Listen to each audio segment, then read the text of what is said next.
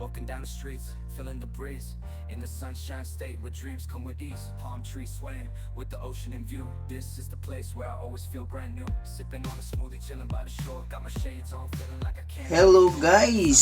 Isang mapagpalang araw sa ating lahat.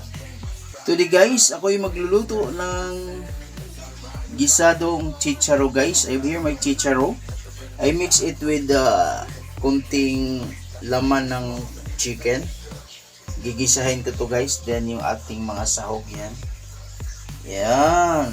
Kumusta kayo guys? Kumusta yung ating panigay-sigay sa maanindot nga kabuntagon? Hihihi! Yan guys, lagay tayo ng ating kunting cooking oil.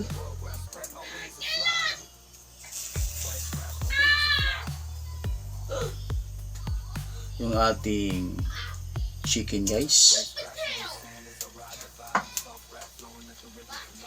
Sabay na natin yung ating sibuyas, bawang, at saka yung ating bell pepper. Ayan.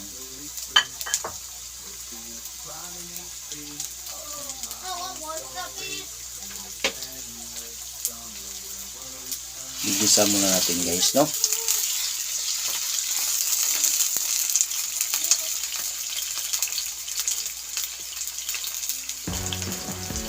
We'll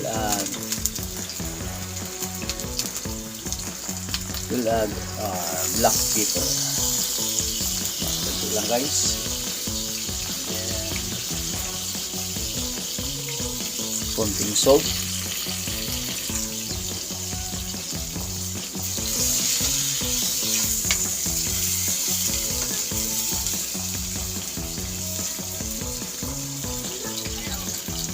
And guys, then we'll add our oyster sauce guys, ng pangpalasa.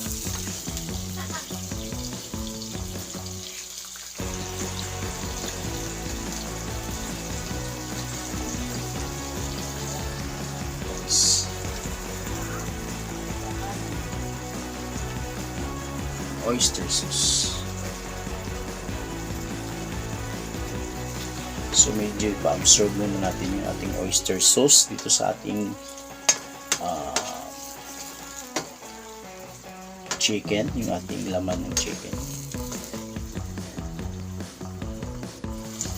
Then we'll add a little ajinomoto guys, no, pang padagdag lasa. Yan.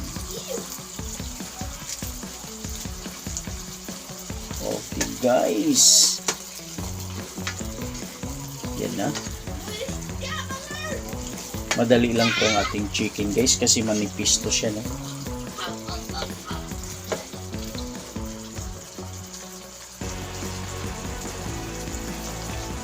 Then yung ating panghuli, yung ating chicharo guys. Chicharo. Yan guys. So mix lang natin. So maluto na siya guys, no? Saglit lang din to.